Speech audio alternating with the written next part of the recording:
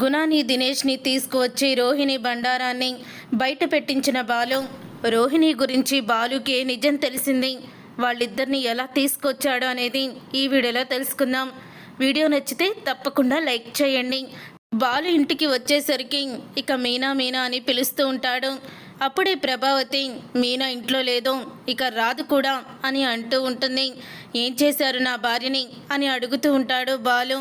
ఇంకా నువ్వు వీడియో చూసుండవు అని మనోజ్ అయితే వీడియోని చూపిస్తాడు. ఇక ఆ వీడియోని చూసి బాలుకి పూర్తిగా అర్థమైపోతుంది. తన ఫోన్ను ఎవరో కావాలని కొట్టేశారు అని నిజం తెలుసుకుంటాడు. ఏంటి ఆ వీడియో చూసి నీకేమీ కోపం రావడం లేదా అని అంటూ ఉంటే 40 లక్షలు, ₹1,00,000 నా భార్య నగలు కొట్టేసి నువ్వే అంత ధైర్యంగా ఇంట్లో తిరుగుతున్నావే? ₹1,00,000 కేవలం అవమానించినందుకు వాడు ఈవిడ గారి దగ్గర కొట్టేస్తుంటాడు. దానికి నేను భయపడాల్సిందేంటి, షాక్ అవ్వాల్సిందేముంది అని అంటూ ఉంటాడు బాలు అయితే. కానీ ఈ వీడియో ఎక్కడి నుంచి వచ్చిందో, ఎలా వచ్చిందో మొత్తం కనిపెడతాను, ఒక్కొక్కరి తాట తీస్తాను అని అంటూ ఉంటాడు బాలు. బాలు మాటలకి షాక్ అయిపోతూ ఉంటుంది రోహిణి అయితే. ఆ దొంగల కుటుంబం నుంచి నీ భార్యని నువ్వు ఇక్కడికి తీసుకురావడానికి కుదరదు, ఇక్కడ కోడలుగా ఉండే అర్హతని నీ భార్య కోల్పోయింది అని అంటూ ఉంటే, నిజమే, ఒక దొంగల కుటుంబం నుంచి నా భార్య మరొక దొంగల కుటుంబంలోకి రావడం అంటే అది నిజంగా అర్హత కోల్పోయినట్టే అని అంటూ ఉంటాడు బాలు అయితే. మరి ఇన్ని దొంగతనాలు చేసినా నీ కొడుకునేమనాలి?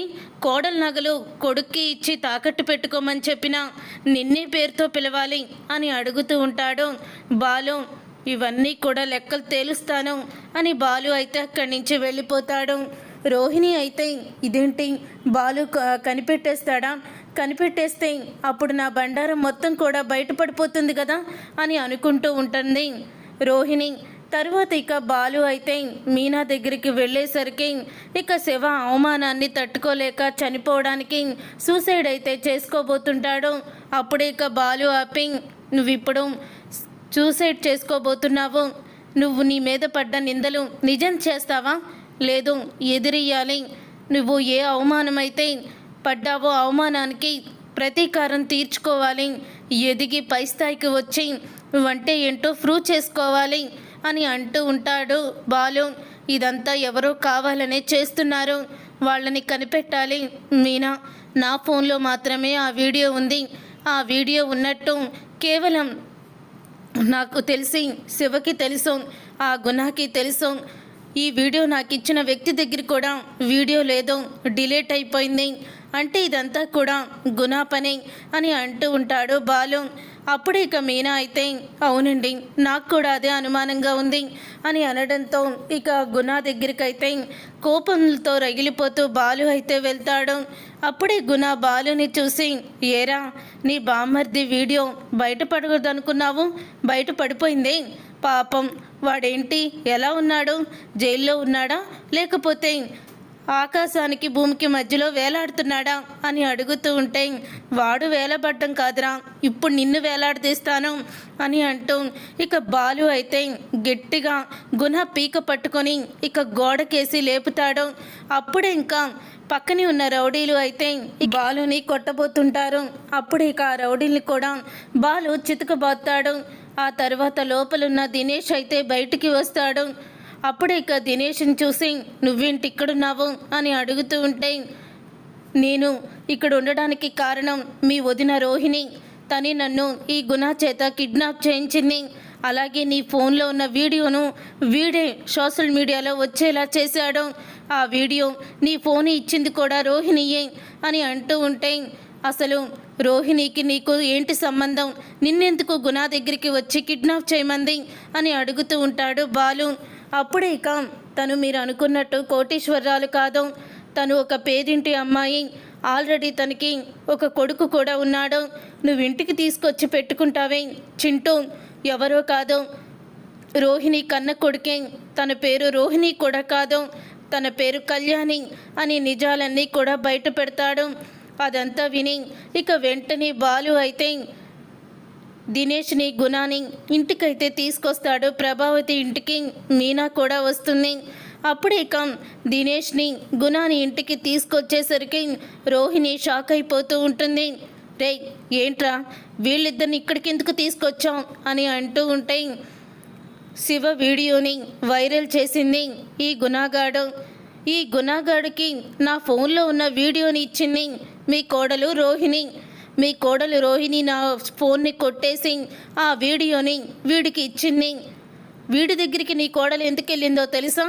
వీడిని కిడ్నాప్ చేయమని సహాయం అడగడానికి వెళ్తే వీడేమో నా ఫోన్ ఇమ్మని ఈ రోహిణిని అడిగాడు అని అంటూ ఉంటాడు బాలు.